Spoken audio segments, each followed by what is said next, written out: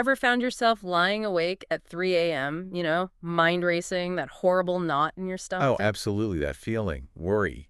It's pretty universal, isn't it? It really is. And 'Cause- it's such a drain on energy, health, happiness. yeah, It can even stop you from, getting things done. it's a profound burden, and we often underestimate just how much it affects us physically until it's already causing problems. Exactly. So today we're doing a deep dive into, well, how to actually stop worrying and start living. We're using Dale Carnegie's classic book, How to Stop Worrying and Start Living, as our guide. And this isn't just theory, right? It's packed with real stories, practical steps. Totally. Our mission here is to pull out those powerful formulas, those perspectives, and equip you, our listener, with actionable strategies, things that have helped tons of people. Yeah, turning that anxiety into peace, Mm. stress into, well, sustained success. We're talking famous people, everyday folks, all finding ways to conquer worry. And some of the insights are genuinely surprising. Like Carnegie mentions doctors estimating maybe 70% of physical problems could vanish if we just ditched our fears and worries. Right. Or that idea that the brain itself doesn't really get tired. It's our mental state, our emotions that cause most exhaustion.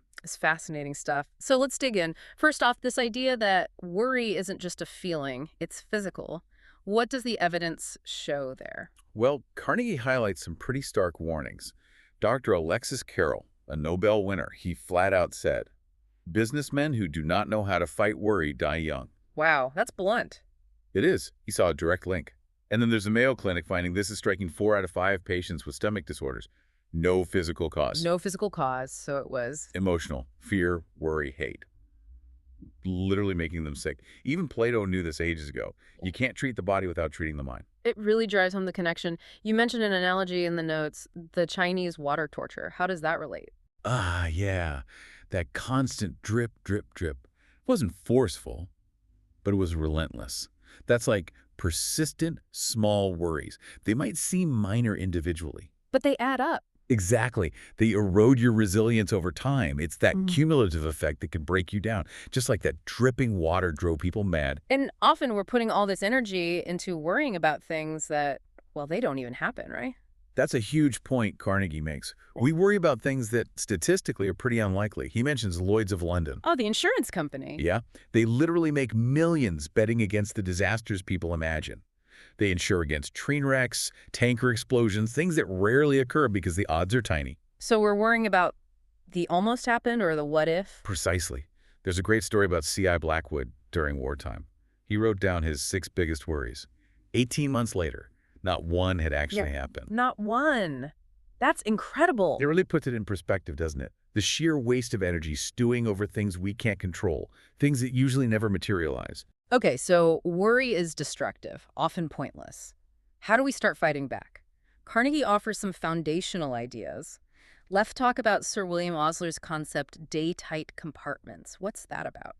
Osler was this brilliant physician, and he got this idea from Thomas Carlyle. Our main business is not to see what lies dimly at a distance, but to do what lies clearly at hand. Focus on the immediate. Right. Osler used the metaphor of a big ocean liner. The captain can seal off different sections into watertight compartments in an emergency. He said we should do that with our lives. How so? Seal off the past, the dead yesterdays. Seal off the future, the unborn tomorrows. Just focus on today. Live within that day-tight compartment. Like Robert Louis Stevenson said, anyone can carry his burden, however hard, until nightfall. Just Yeah. handle today. Exactly. It's about managing your mental load in daily chunks. It takes discipline, of course. You have to consciously let go of yesterday's regrets and park tomorrow's anxieties. Okay, that's one approach. Then there's Willis H. Carrier's magic formula. He founded the air conditioning industry, but this formula was for tackling any worry, right? Yes, super practical. 3 steps. First, ask yourself honestly, what is the worst that can possibly happen? Okay, identify the absolute worst outcome. Second, mentally prepare yourself to accept it.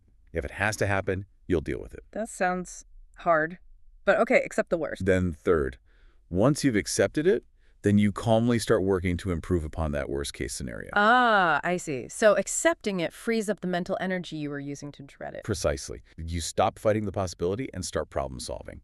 Carnegie tells the story of Earl and P. Haney, diagnosed with incurable ulcers, given weeks to live. Oh, wow. He accepted it, decided to live it up, booked a trip to China, even bought his own casket to ship the body home. He bought his casket. Yep.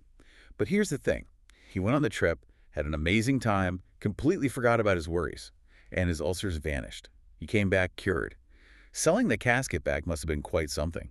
That's incredible. Acceptance literally saved him. His acceptance removed the stress, which allowed his body to heal. It shows the power of that mental shift. Okay, so accept the worst, then improve. That leads into another idea, getting the facts. Dean Hawk said, confusion is the chief cause of worry. That's right. We often worry because we're working with fuzzy information, or maybe just fear-based assumptions. Hawk's advice was simple. Get all the facts objectively before you decide or worry further. And often the problem just sorts itself out. Or at least a clear path appears. Once you have the facts laid out, the confusion lifts. Carnegie uses the example of Galen Litchfield in Shanghai during the Japanese invasion. Terrified. Understandably. Instead of panicking, he sat down and typed, "What am I worrying about? Okay, then what can I do about it?" He listed 4 options, weighed the consequences. You made it logical. Exactly. And chose the option of just going to his office as normal.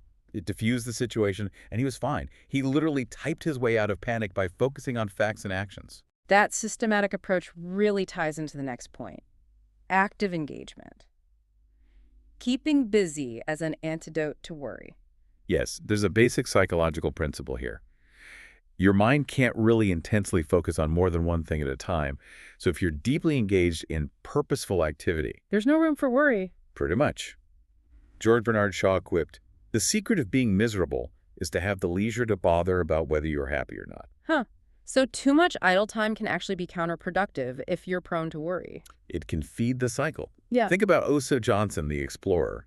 After her husband died in a crash that also injured her badly, she forced herself to go on a lecture tour from her wheelchair. Why? That sounds incredibly difficult. She said it was so she'd have no time for sorrow and worry. The activity, the purpose, pushed the grief and anxiety aside. It helped her heal and move forward. That's amazing resilience. But it's not always the big things, is it? Carnegie talks a lot about not fussing over trifles. Oh, definitely. The small stuff. Admiral Byrd noticed in his Antarctic camp, men would complain more about tiny annoyances, pains in the neck, than the actual life-threatening cold. Weird, right? Why do we do that? And Judge Joseph Sabath, after overseeing thousands of divorces, said, "Trivialities are at the bottom of most marital unhappiness.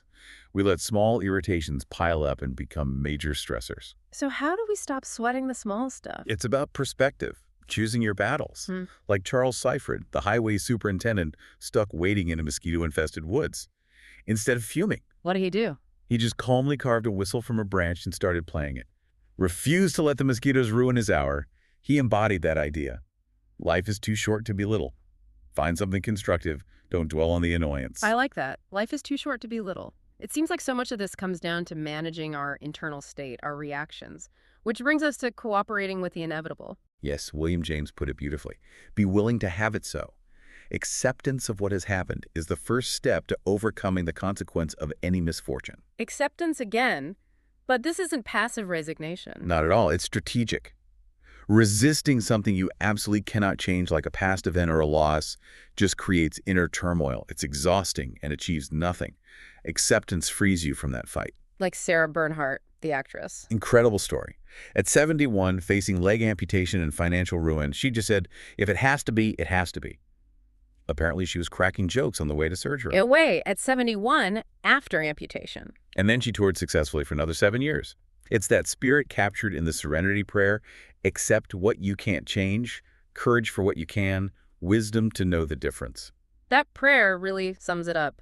And related to acceptance, there's this neat idea from the stock market, putting a stop-loss order on your worries. Right. In trading, a stop-loss order sells your stock automatically if it drops to a certain price, limiting your losses. Applied to worry, it means deciding how much mental energy a problem is worth. And refusing to spend more.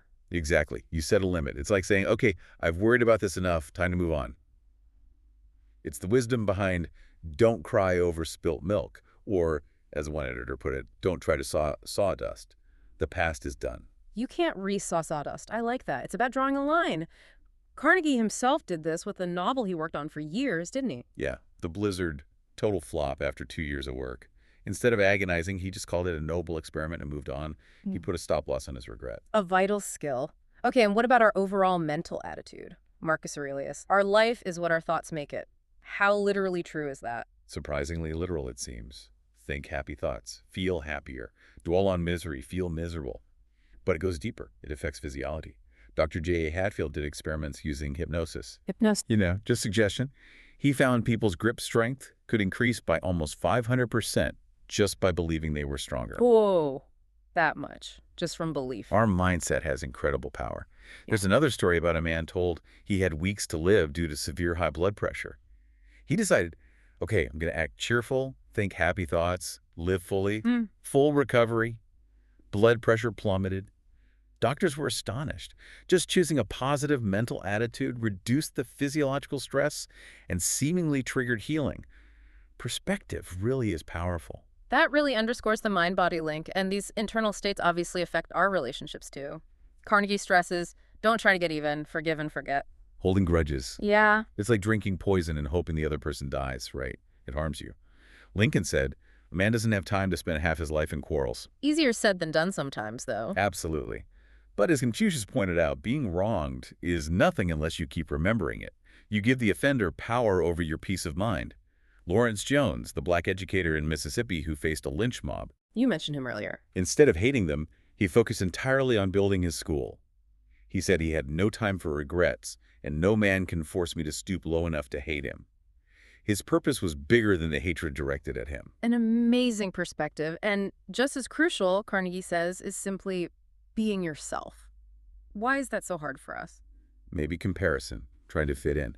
But the book highlights this amazing scientific fact from Emra and Scheinfeld. The odds of you existing, exactly as you are, were about 1 in 300,000 billion. 1 in 300,000 billion, that's mind-boggling. Right. Your uniqueness isn't a flaw, it's your superpower. Carnegie himself failed when he tried imitating others, but succeeded when he was just.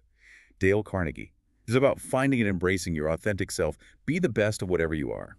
Love that. Okay, shifting to more practical daily stuff, fatigue. We touched on this, but the idea that mental work itself doesn't cause fatigue is huge. It's the emotions. Mostly, yes. Boredom, resentment, feeling unappreciated, hurry, anxiety, that's what drains us. The brain can work for hours without tiring if the emotional state is right. So how do we prevent that emotional fatigue? Rule number 1, rest before you get tired. Take short breaks often. The U.S. Army does it. Even your heart rests between beats. Little pauses throughout the day. Exactly. And learn to relax at work. Consciously release muscle tension. Think about a cat, totally relaxed, right? No ulcers for them. Be more cat. Got it. And crucially, put enthusiasm into your work. Find the adventure in it. Enthusiasm itself is an incredible energizer. It combats boredom and worry. That makes a lot of sense. Okay, wrapping things up. Is there one tool that kind of brings many of these principles together for daily practice? Yeah, Carnegie shares Sybil F. Partridge's Just for Today program. It's a list of 9 resolutions for the day. Like what? Things like, just for today, I will be happy. I will adjust myself to what is. I will take care of my body. I will live only for today, not tackle my whole life problem at once. I'll have a program. I'll have a quiet half hour. I'll be agreeable. I'll try to improve my mind. I won't be afraid. It's a great daily checklist for living more peacefully. And it touches on finding a religious outlook too, if that provides strength and solace for you. What a fantastic summary of practical steps. We've covered so much from Carnegie's work, realizing worry's cost, using date-tight compartments, accepting the worst, getting facts, staying busy, ignoring trifles, cooperating with the inevitable, putting stop losses on worry, cultivating a positive attitude, forgiving, being yourself. It's a powerful toolkit. And the core message is that conquering worry isn't about magic. It's about adopting specific habits of thought and action. It's about taking control back. You really do have the power to change things by changing your approach. It's not about pretending problems don't exist. Not at all. It's about facing them with wisdom, courage, and, well, less destructive internal static. It's about proactive peace. So as we finish this deep dive, here's something for you, our listener, to think about. Considering all these tools, what's one lemon in your life right now? One worry, one difficulty that you could choose to start turning into lemonade starting today. What small action could you take? Remembering that quote from Harry Emerson Fosdick, happiness is not mostly pleasure, it is mostly victory. A victory over worry. That's definitely worth striving for.